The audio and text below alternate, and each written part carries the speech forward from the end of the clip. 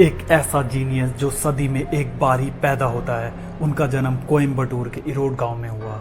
3 साल की उम्र तक उन्हें बोलना नहीं आया और आगे भी ये संघर्ष जारी रहा।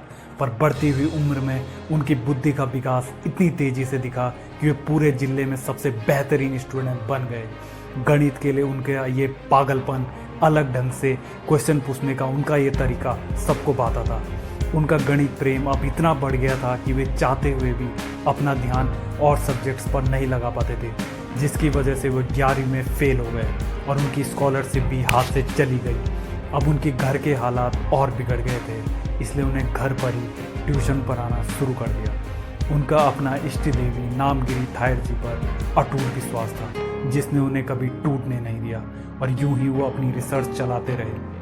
मुलाकात अन्य मैथमेटिशियन और बड़े अधिकारियों से हुई और उनके गणित पर किए गए बेहतरीन काम से वे बड़े प्रभावित हुए और उन्हें मद्रास में एक क्लर्क की नौकरी देने का फैसला लिया गया। रिसर्च के लिए उन्हें एक अलग से रूम भी मिल गया और अब उनकी ख्याति चारों तरफ फैलने लगी थी। तो अनेक विद्वानों से उन्हें राय मिलने लगी कि उन्हें अपने रिसर्च पेपर मशहूर वैज्ञानिक डॉक्टर हार्डी को पोस्ट करने चाहिए, और वो मान भी गए। जब रिसर्च पेपर डॉक्टर हार्डी तक पहुंचे तो उन्होंने स्टडी किया और उसकी ऐसी यूनिक रिसर्च देखकर उनके होश उड़ गए और वो बड़े ही रोमांचित हो उठे। अब उन्हें विदेश बुलाने का इनविटेशन तक उन्हें मिल गया और परिवार से संघर्ष करके बड़ी मुश्किलों से वे विदेश पहुंचे और डॉक्टर हार्डी ने उन्हें वहाँ पे हीरे सा तराशा।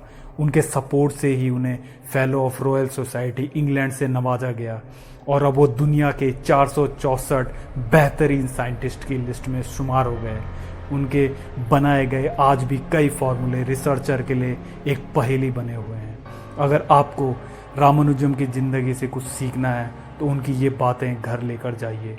किसी चीज़ के लिए एक गहरी लगन का होना बहुत ज़रूरी है।